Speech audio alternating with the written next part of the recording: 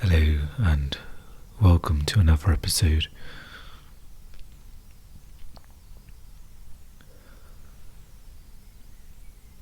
Today I just wanted to begin with sharing what I'm currently doing and perhaps just a brief update on my own process.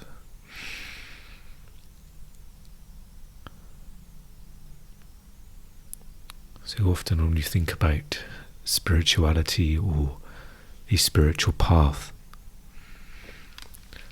this can seem quite narrow in one sense. You may have a particular practice that you follow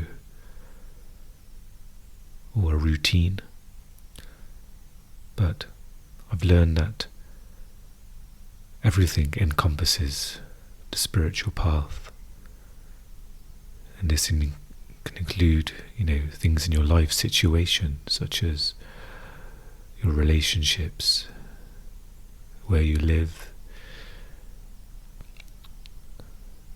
if you work, that can have an impact as well, and also your physical health and your mental health. I feel it's all connected, and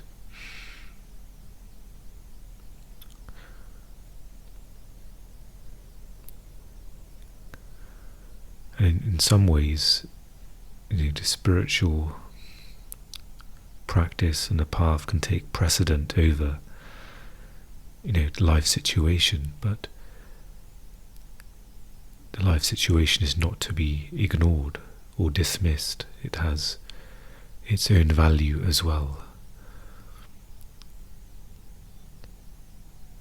I've used the analogy before where my challenge is mental health, and so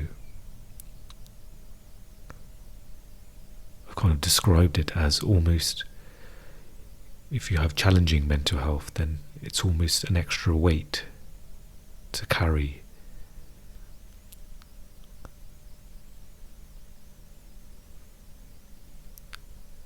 And this spiritual path it's hard enough without any extra challenges. So by being able to remedy any physical health or mental health, this will ultimately aid or unencumber the spiritual path. So in my situation,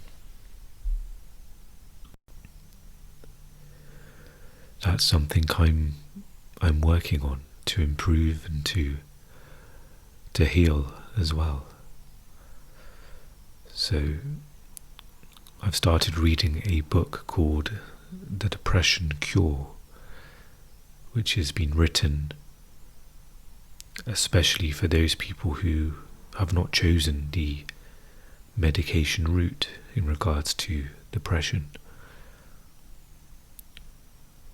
So inside of it are practical steps to take, and also explanations of how they can be beneficial to you, such as exposure to sunlight and how that links into sleep, exercise, social connections is another aspect it's mentioned, and several others as well. But it's almost reminding you that returning to certain healthy habits, that itself is the antidepressant, that is the medication. So that's something I've been working on and doing, as well as, of course, the spiritual work as well.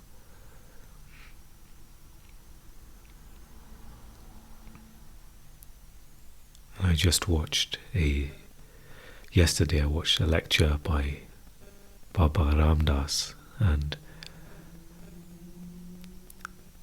I listened to it while I walked, and when I came back, and I found myself at many points laughing at his sense of humour and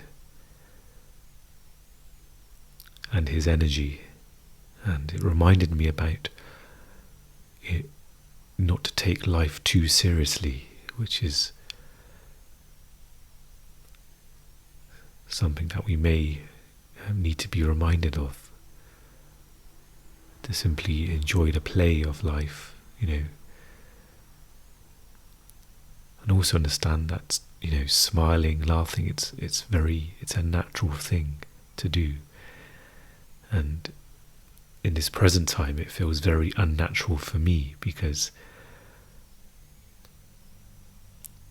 of my mental health. It feels like something's being closed off.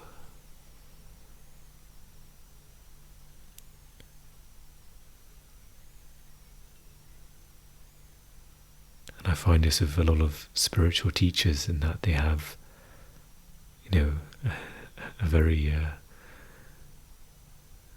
big sense of humour. They try to find the humour in, in many things. And Thich Nhat Hanh is a Buddhist teacher. He talks in many of his breathing meditations, he talks about smiling as you're doing a meditation, and how when you smile, that the muscles in your face relax. So even the simplicity of a smile can be healing, because you are relaxing the face. You're not, causing the body to tense in that aspect. And I'm sure we've, passed a mirror, and we may see the line in between our eyebrows, just above the crease there, and sometimes we may catch ourselves, with our face being tense, as if we're concentrating on something important. But really, as you're walking by, there is you may not find a reason for your face to look that way.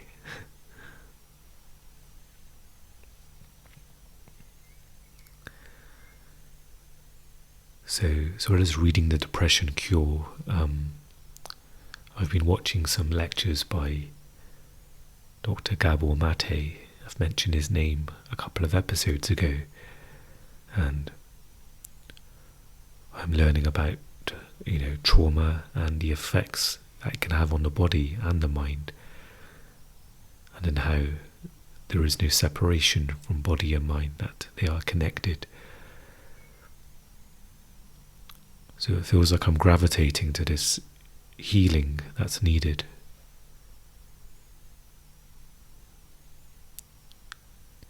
And it's not done in a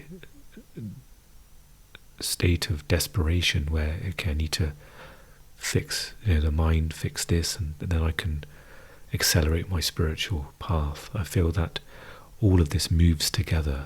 The healing coincides with the spiritual progress, the path, your process. And they're all connected. They all, they're all encompassed in the now.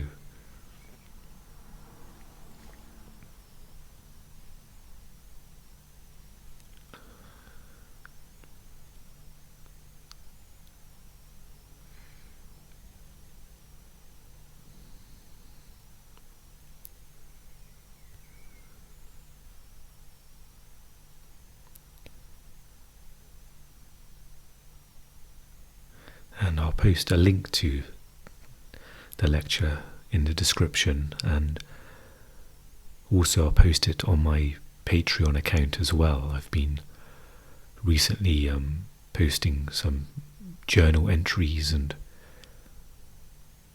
I did this, quite early on in the podcast, but I will start doing that again. And I'll post a video there just so, it allows for interaction as well for those who wish to join the Patreon, become a patron, That's something to be able to do, to be able to perhaps interact with the video and leave a comment and almost have a discussion about it as well. It's another way to connect, so that option is there as well, and those links are all in the description.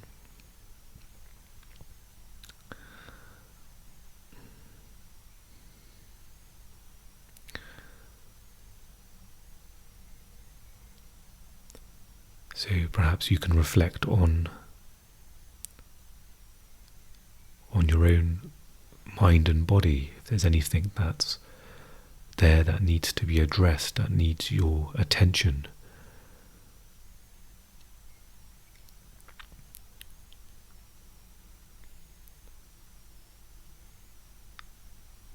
Sometimes it can become tunnel vision, as I mentioned the books of Gabor, and there's like the Depression Cure, and they're not spiritual books in one sense, but they're contributing towards it. So I find it's good to be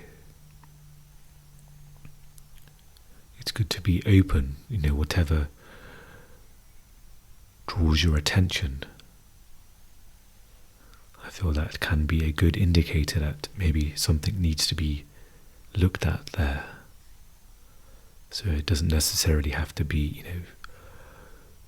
anything you consume is all spiritual videos or spiritual books. I find other things can contribute to that as well.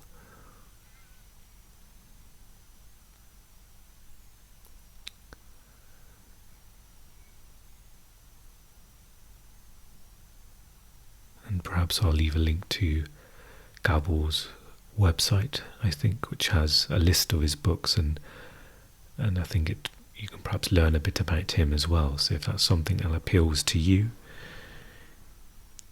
when he talks about trauma and addiction as well, addictive habits, and essentially he talks about pain and the source of illness from that pain or trauma.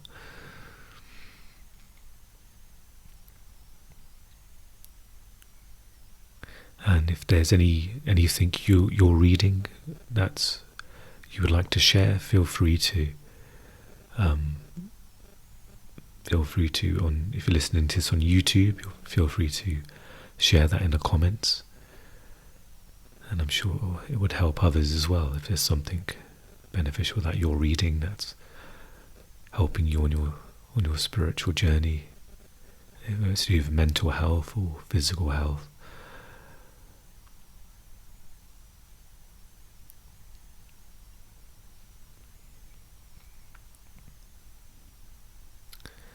So perhaps we can take a few moments just to be present, and at some point this episode we'll begin reading one of Thich Nhat Hanh's books I've got ready here, and I believe this one's not too long of a book, so perhaps that would be something we can read before potentially reading A New Earth. So perhaps we can just rest our awareness on the present moment.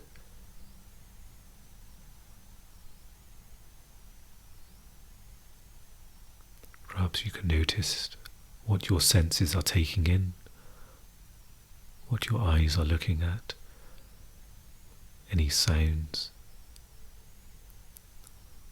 Or perhaps you could just simply focus on the grounding of your body if you're sat down or if you're standing up. And of course, always there's the flow of the breath. So whatever you choose, we can all just simply connect to the now.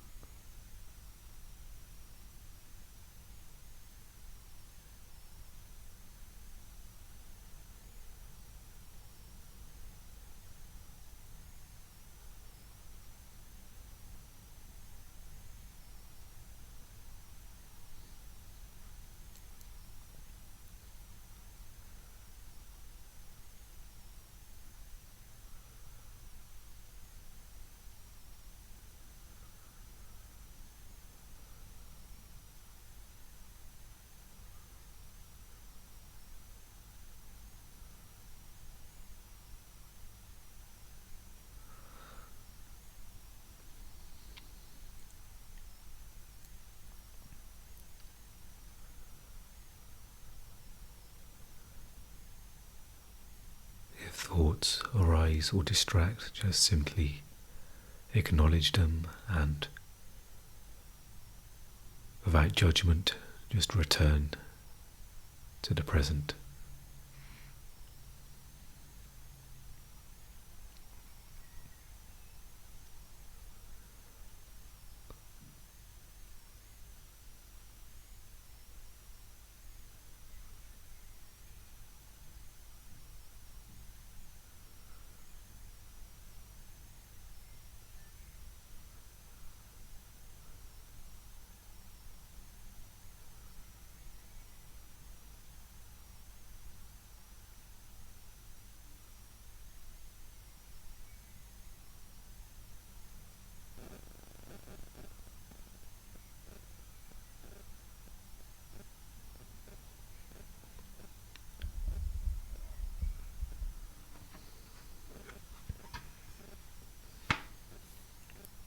Okay, so let's just get the title of the book.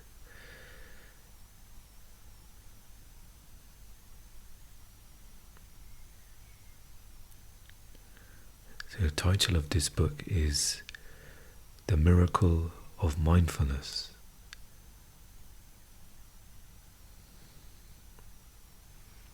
It's called The Classic Guide to Meditation. And this starts with a translator's preface. The Miracle of Mindfulness was originally written in Vietnamese as a long letter to Brother Quang, a main staff member of the School of Youth for Social Service in South Vietnam in 1974. Its author, the Buddhist monk Thich Nhat Hanh, had founded the school in the 1960s as an outgrowth of engaged Buddhism. It drew young people deeply committed to acting in a spirit of compassion. Upon graduation, the students used the training they received to respond to the needs of peasants caught up in the turmoil of the war. They helped rebuild bombed villages, teach children, set up medical stations, and organize agricultural cooperatives. The workers' methods of reconciliation were often misunderstood in the atmosphere of fear and mistrust engendered by the war. They persistently refused to support either armed party and believed that both sides were but the reflection of one reality, and the true enemies were not people, but ideology, hatred, and ignorance.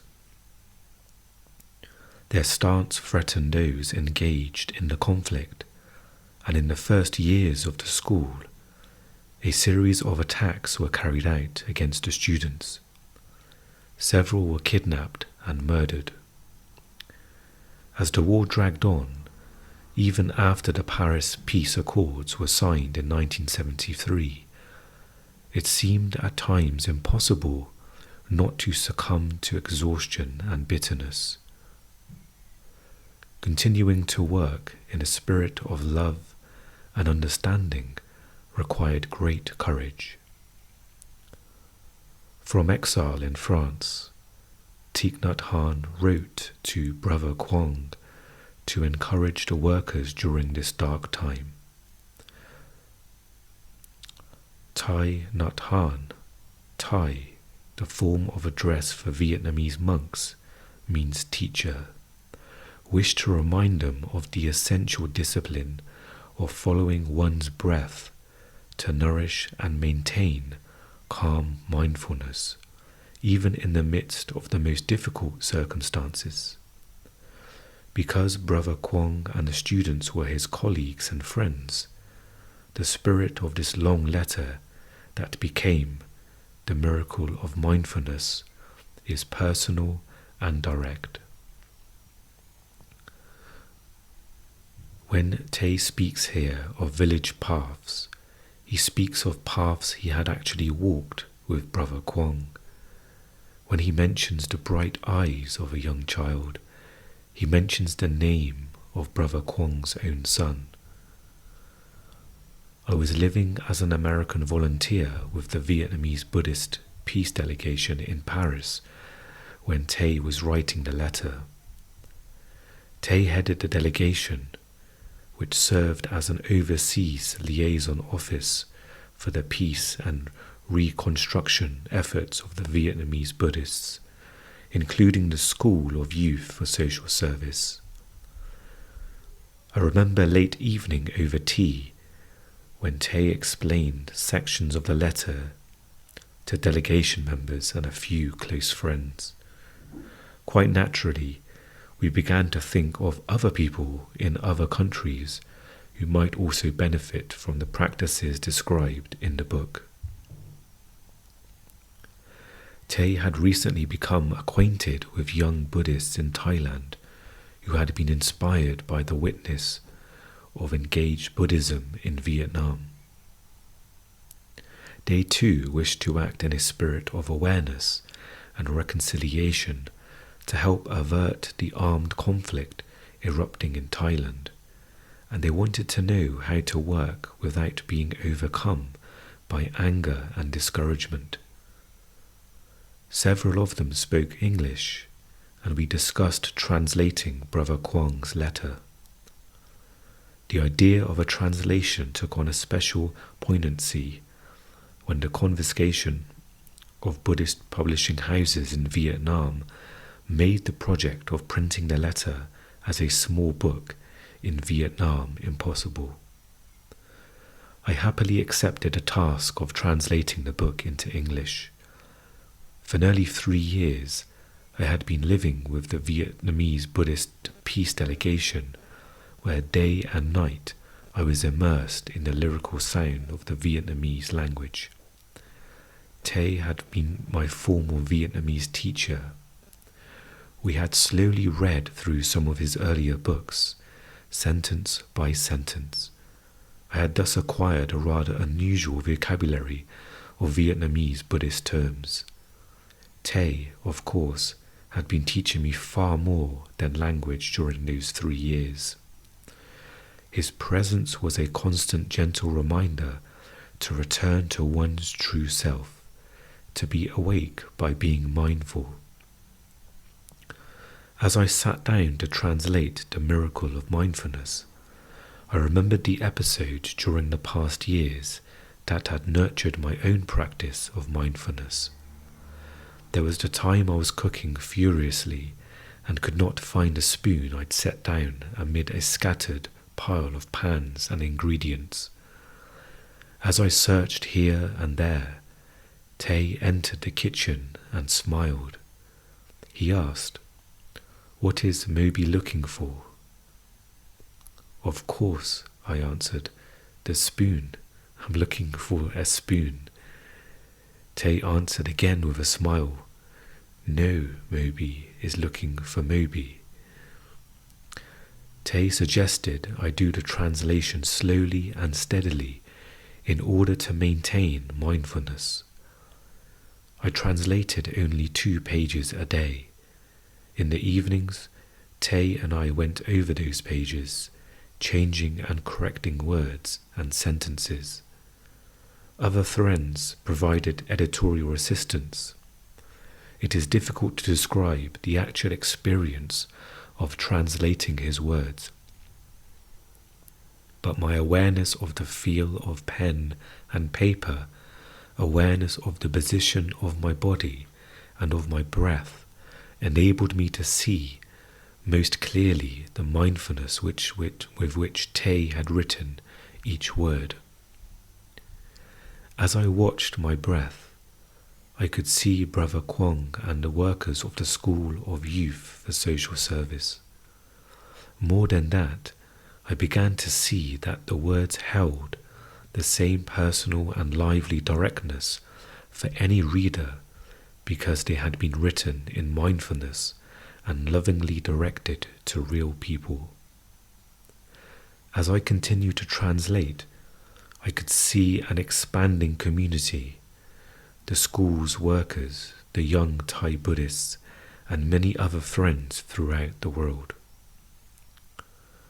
When the translation was completed, we typed it, and Tay printed 100 copies on the tiny offset machine squeezed into the delegation's bathroom. Mindfully addressing each copy to friends in many countries was a happy task for delegation members. Since then, like ripples in a pond, the miracle of mindfulness has travelled far. It has been translated into several other languages and has been printed or distributed on every continent in the world. One of the joys of being the translator has been to hear from many people who have discovered the book. I once met someone in a bookstore who knew a student who had taken a copy to friends in the Soviet Union. And recently, I met a young Iraqi student in danger of being deported to his homeland, where he faces death for his refusal to fight in a war he believes cruel and senseless. He and his mother have both read The Miracle of Mindfulness and are practicing awareness of the breath. I have learned too that proceeds from the Portuguese edition are being used to assist poor children in Brazil. Prisoners, refugees, healthcare workers, educators, and artists are among those whose lives have been touched by this little book. I often think of the miracle of mindfulness as something of a miracle itself, a vehicle that continues to connect lives throughout the world. American Buddhists have been impressed by the natural and unique blending of Theravada and Mahayana traditions, characteristic of Vietnamese Buddhism, which the book expresses. As a book on the Buddhist path, The Miracle of Mindfulness is special because its clear and simple emphasis on basic practice enables any reader to begin a practice of his or her own immediately. Interest in the book, however, is not limited to Buddhists. It has found a home with people of many different religious traditions. One's breath, after all, is hardly attached to any particular creed. Those who enjoy this book will likely be interested in other books by Thich Nhat Hanh, which have been translated into English. His books in Vietnamese, including short stories, novels, essays, historical treatises on Buddhism and poetry, number in the dozens. While several of his earlier books in English are no longer in print, more recent works available in translation include A Guide to Walking Meditation, Being Peace, and The Sun Heart. Denied permission to return to Vietnam, Thich Nhat Hanh spends most of the year living in Plum Village, a community he helped found in France. There, under the guidance of the same brother Quang to whom the miracle of mindfulness was originally addressed years ago, community members tend hundreds of plum trees. Profits from the sales of their fruit are used to assist hungry children in Vietnam. In addition, Plum Village is open every summer to visitors from around the world who wish to spend a month of mindfulness and meditation. In recent years, Thich Nhat Hanh has also made annual visits to the United States and Canada to conduct week-long retreats organized by the Buddhist Peace Fellowship. I would like to express special gratitude to Beacon Press for having the vision to print this new edition of The Miracle of Mindfulness. I hope that each new person whom it reaches or sense that the book is addressed as personally to him or her as it was to Brother Kwong and the workers of the School of Youth for Social Service. And it's got his name underneath as Moby Ho, and this was dated August of 1987. So, apologies in advance for mispronunciations.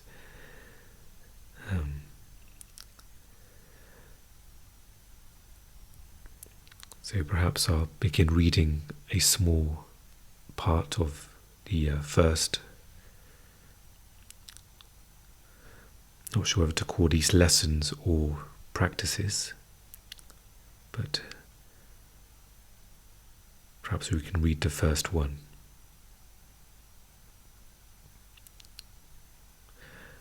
1. The essential discipline. Yesterday, Alan came over to visit with his son Joey. Joey has grown so quickly. He's already 7 years old and is fluent in French and English. He even uses a bit of slang he's picked up on the street. Raising children here is very different from the way we raise children at home. Here, parents believe that freedom is necessary for a child's development. During the 2 hours that Alan and I were talking, Alan had to keep a constant eye on Joey. Joey played, chattered away, and interrupted us, making it impossible to carry on a real conversation. I gave him several picture books for children, but he barely glanced at them before tossing them aside and interrupting our conversation again. He demands the constant attention of grown-ups. Later, Joey put on his jacket and went outside to play with a neighbour's child. I asked Alan, "Do you find family life easy?" Alan didn't answer directly. He said that during the past few weeks, since the birth of Anna, he had been unable to sleep any length of time. During the night, Sue wakes him. Sue wakes him up, and because she is too tired herself, asks him to check to make sure Anna is still breathing. I get up and look at the baby, and then come back and fall asleep again. Sometimes the ritual happens 2 or 3 times a night. Is family life easier than being a bachelor? I asked. Alan didn't answer directly, but I understood. I asked another question.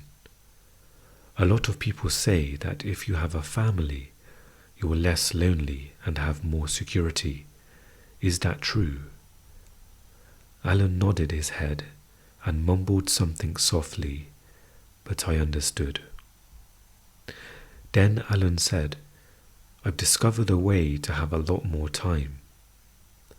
In the past, I used to look at my time as if it were divided into several parts. One part I reserved for Joey, another part was for Sue, another part to help with Anna, another part for household work. The time left over I considered my own. I could read, write, do research, go for walks. But now I try not to divide time into parts anymore. I consider my time with Joey and Sue as my own time. When I help Joey with his homework, I try to find ways of seeing his time as my own time. I go through his lessons with him, sharing his presence and finding ways to be interested in what we do during that time.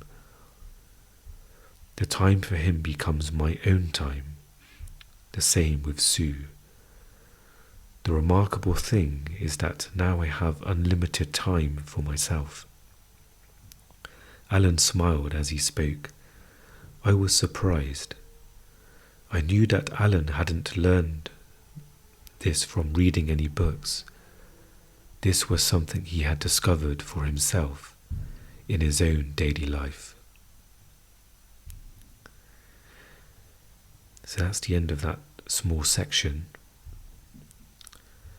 And I believe there are almost mini sections ahead with titles about that particular section, almost as if it's like a mini story. And perhaps I can move on to the second one. So the first one was the essential discipline, and this one is called washing the dishes to wash the dishes. 30 years ago, when I was still a novice at Tu Hi Pagoda, washing the dishes was hardly a pleasant task. During the season of retreat, when all the monks returned to the monastery, 2 novices had to do all the cooking and wash the dishes for sometimes well over 100 monks. There was no soap. We had only ashes, rice husks, and coconut husks, and that was all.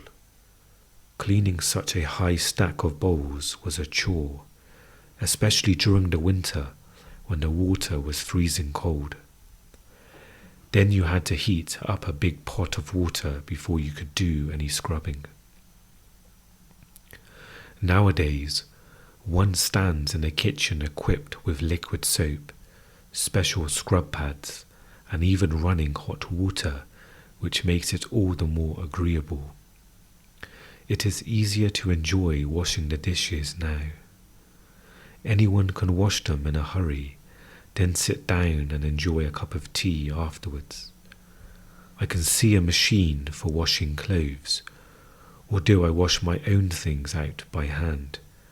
But a dishwashing machine is going just a little too far. While washing the dishes, one should only be washing the dishes, which means that while washing the dishes, one should be completely aware of the fact that one is washing the dishes. At first glance, that might seem a little silly. Why put so much stress on a simple thing? But that's precisely the point. The fact that I'm standing there and washing these bowls is a wondrous reality. I'm being completely myself, following my breath, conscious of my presence, and conscious of my thoughts and actions. There's no way I can be tossed around mindlessly like a bottle slapped here and there on the waves.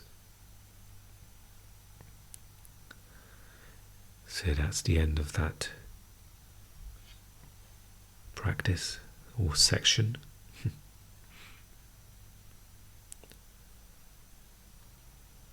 And perhaps we can just take a few moments to absorb what we've listened to in our own awareness.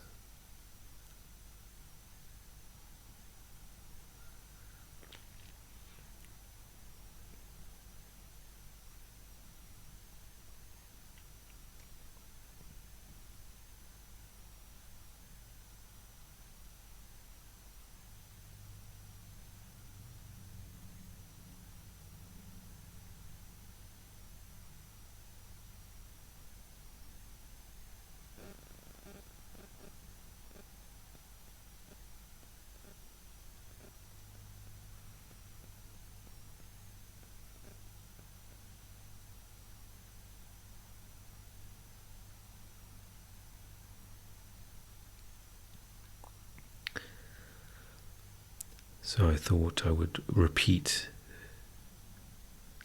the practical advice about washing dishes. Just repeat that again, because I feel that's the essence of this anecdote that Tay is explaining here. While washing the dishes, one should only be washing the dishes, which means that while washing the dishes, one should be completely aware of the fact that one is washing the dishes.